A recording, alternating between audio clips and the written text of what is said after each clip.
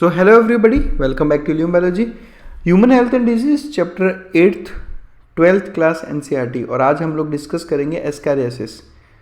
ठीक है, देखो आज अपना ये 8th सेशन है और एस्कारियासिस देखने से पहले मैं आपसे रिक्वेस्ट करूंगा कि इससे जो पहले वाले पार्ट्स हैं उनको भी आप प्रॉपर सीक्वेंस में देखो।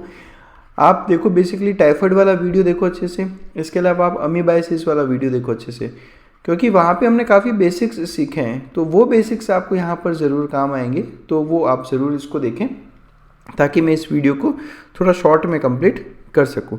चलिए शुरुआत करते हैं हम लोग। पहले तो हम बात करते हैं हेलमिंथिक डिजीज़। हेलमिंथिक डिजीज़ यानी ऐसी डिजीज़ जो ह्यूमन बींग्स में हेलमिंथ्स की वजह से होती है। तो बेसिकली हेलमिंथ्स क्या है? हेलमिंथ्स बेसिकली वॉर्म्स के लिए वर्ड यूज़ होता है। एकदम शुद्ध हिंदी में कहूँ तो जिसे आप कीड़े कहते हैं ना, उन कीड़ों के लिए वर्ड यूज़ होता है वॉर्म्स।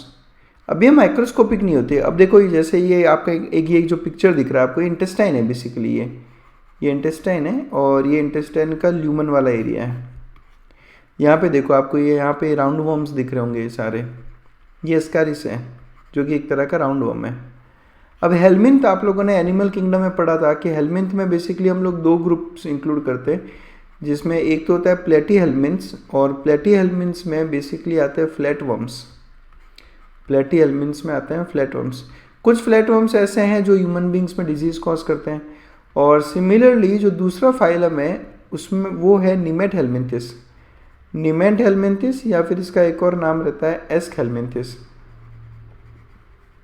ये दोनों एक ही फाइलम के नाम है, निमेट हेलमिंथिस और एस्क हेलमिंथिस।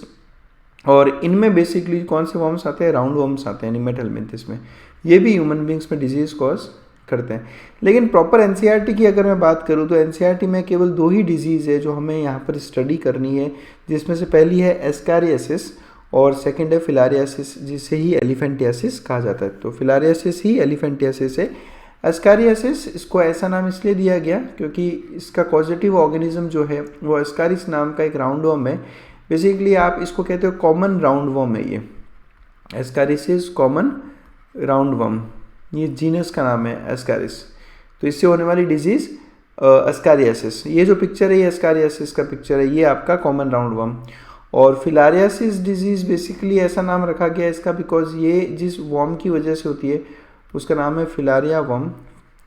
और एलिफेंटियासिस इसलिए कहते हैं बिकॉज ये एक ऐसी डिजीज़ है जिसमें इंसान का पाँव बिल्कुल हाथी के पाँव के जैसा ऐसा मोटा हो जाता है, इसलिए एलिफेंटियासिस नाम दिया गया है। नेक्स्ट वीडियो में हम लोग बात करेंगे फिलारियासिस। फिलहाल इस वीडियो में हम लोग बात करेंगे एस्कारियासिस के बारे में। एस्कारियासिस तो जैसा मैंने अभी कहा, इसका पैथोजन कौन है? इसका पैथोजन है एस्कारिस यानी कि कॉमन राउंड वर्म। और कहाँ पर इन्फेक्शन कॉज करता है? ये इंटेस्टाइन में। ठीक है, और ये मैंने आपको बार बार समझाया है जो हमने अब तक वीडियोस देखे ह्यूमन हेल्थ पे, कि आपको मेन यही याद रखना होता है कि साइट ऑफ इन्फेक्शन क्या है। अगर आपको साइट ऑफ इन्फेक्शन याद हो गया तो आपको एसोसिएटेड सिम्टम्स और साथ साथ में ट्रांसमिशन ऑफ डिजीज़ और साथ साथ में प्रिवेंशन कैसे करना है वो सब आप आसानी से याद कर लोगे। तो क्लियर हुआ होगा आप लोगों को। कहाँ पे है ये वापस बता देता हूँ। आपके इंटेस्टाइन में जाकर ये राउंड वर्म जो है अपने आप को वहाँ पर अकोमोडेट कर लेता है। तो बेसिकली ये एक पैरासाइट हो गया, एस्कारिसिस का नाम है। ये देखो आप पिक्चर, ये इंटेस्टाइन शो कर रखा है और इस इंटेस्टाइन में इतने सारे राउंड वर्म्स। भाई अगर एक भी राउंड वर्म का एग वहाँ जाता है तो फिर वो धीरे धीरे अपने आप को रेप्लिकेट करके अपना नंबर इंक्रीज करते करते इनका पॉपुलेशन काफ़ी वहाँ पर बढ़ जाता है। और इस तरह से अगर राउंड वर्म्स आप सोचें अगर इंटेस्टाइन में जमा होते गए तो इंटेस्टाइन को ये ऑब्स्ट्रक्ट कर देंगे। ऑब्स्ट्रक्ट कर देना मतलब उसका ल्यूमन ब्लॉक कर देना, इसको ऑब्स्ट्रक्शन कहते हैं।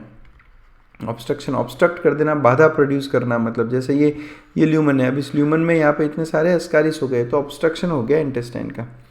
अब बात करते हैं सिम्टम्स की। अगर बात करें कि लक्षण क्या क्या आते हैं इस बीमारी में, तो देखो सबसे पहले मस्कुलर पेन। ऑब्वियसली अगर आपके इंटेस्टाइन में बहुत सारे राउंड वर्म्स प्रेजेंट हैं तो ये आपको एब्डोमिनल पेन, जो पेट वाला एरिया है उस एरिया में यहाँ पर आपको मसल्स का पेन रहता है ना, सीवियर पेन होने लगता है इसके अंदर।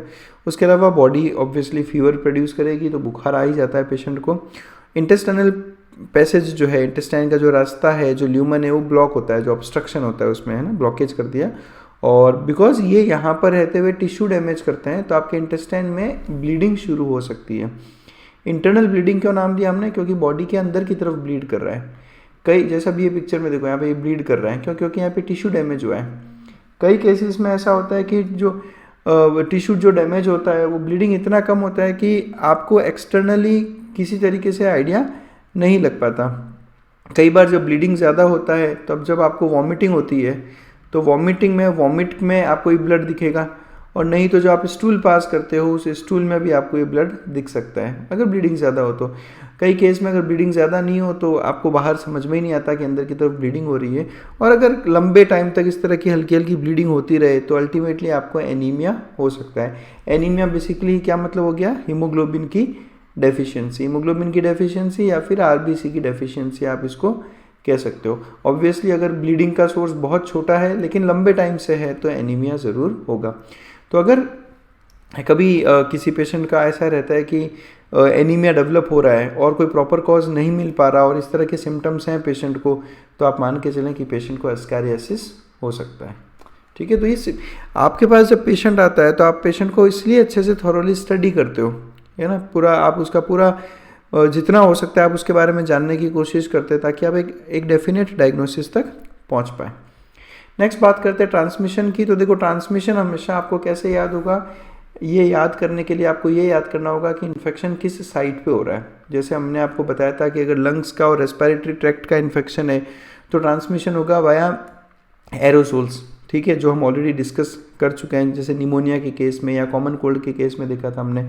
और यहाँ जो केस है एस्कैरियासिस का, इसमें इंटेस्टाइन है आपका ट्रांसमिशन के लिए रिस्पॉन्सिबल। अब कैसे, क्योंकि देखो अब आपकी बॉडी में ऐसा क्या है जो इंटेस्टाइन से बाहर निकलेगा, तो वो एक ही चीज़ है, स्टूल।